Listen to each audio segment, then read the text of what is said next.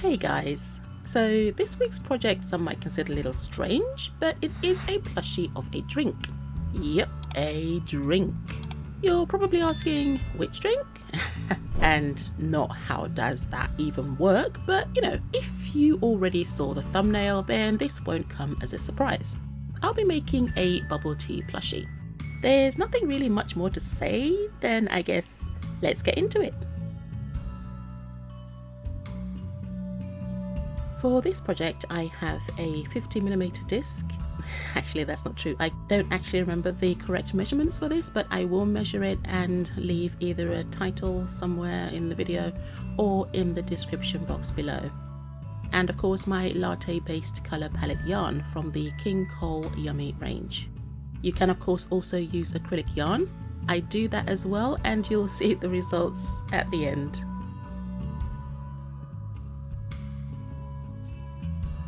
I began by crocheting a few of the boba balls or tapioca pearls using the dark brown yarn. I chose to make them a dark brown instead of black as it resulted in a softer colour change, and I think it was a better match for the brown latte colour palette that I chose anyway. I made them by simply crocheting a small circle. Really simple, nothing really to show. The size of your boba balls every time, or tapioca pearls, depend on how big you're going to make the rest of the cup, so scale accordingly.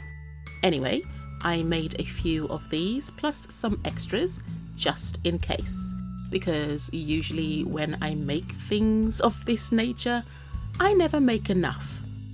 See, lessons have been learnt. It's taken a while, but they have been learnt. When I thought I had built up enough to go around my cup, I put them to one side and moved on to the straw.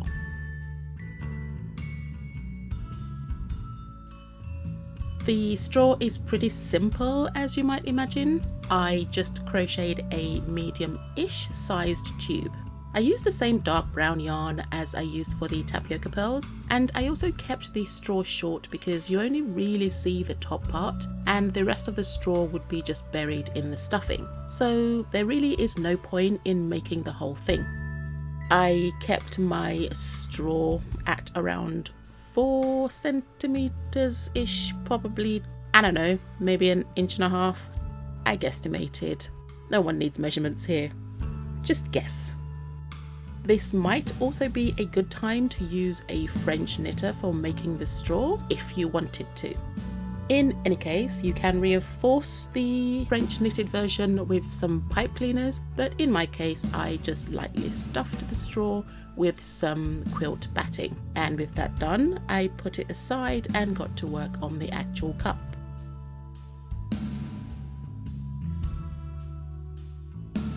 For the cup itself, I started off with the caramel shade and crocheted a circle big enough for my disc. Once I reached the circumference I required, from there I crocheted in the back loops only to create a flatter surface for the base. No, that's a lie. I didn't. Normally I would do that, but in this case I wanted a smoother transition, so I skipped the back loops only and just carried on as normal. I then glued the disc onto the base of the cup and carried on to build up the walls of the cup.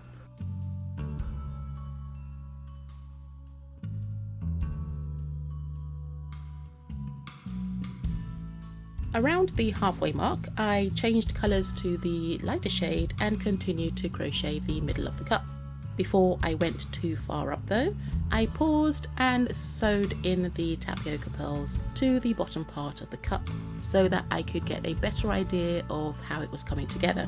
I arranged them fairly close to each other along the bottom row first, and then after that row was done I moved on to the second row while making sure to offset them in a staggered pattern, a bit like laying bricks. I considered doing a third row, but I thought that 2 looked good enough. Plus, I could always add more rows later if I wanted to.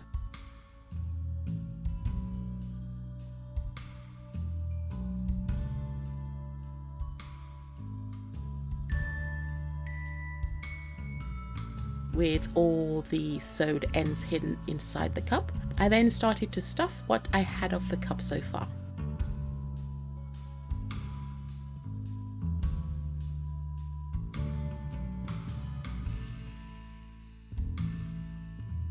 I continued crocheting the cup walls, and once I got to the top of the cup, I changed colours again and crocheted in the back loops only.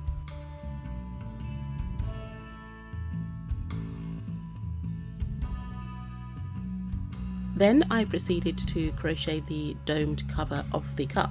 So here's normally where I say that just before closing up the top of the cup, I added the safety eyes and stuffed it.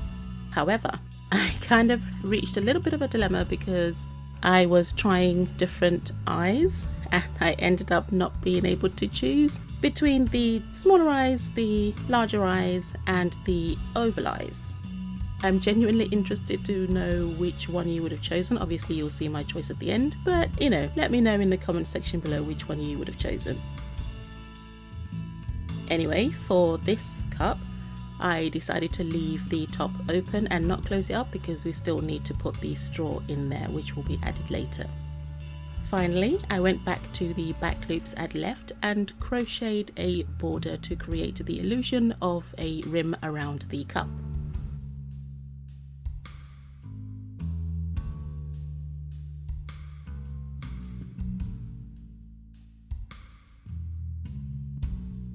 For this bubble tea plushie, I considered all the animals. Did you know there were dozens of them? Dozens! But I landed on a bear instead. I made the bear's ear pieces off camera and then put all the pieces together. So the two pieces are the fluffy white ears and the pinks of the inside of the ear. I took the pink part of the ear and sewed that onto the fluffy back of the ear. I do instructions so well. I made 2 of these and then sewed them onto the cup. We are so nearly done, guys, so while I sew on the cheek highlights, I'd just like to say thank you all for watching, and of course if you'd like to see more, then please like, share, comment, and even consider subscribing. If you are feeling generous, then also please consider buying me a cup of coffee on Ko-fi. The link to my Ko-fi page will be included in the description box below, and any and all donations will be greatly appreciated. And don't forget to hit that bell button to be notified whenever I upload a new video. And with that, grab yourself a drink to hydrate, enjoy the beauty shots, and I'll see you in the next one. Bye!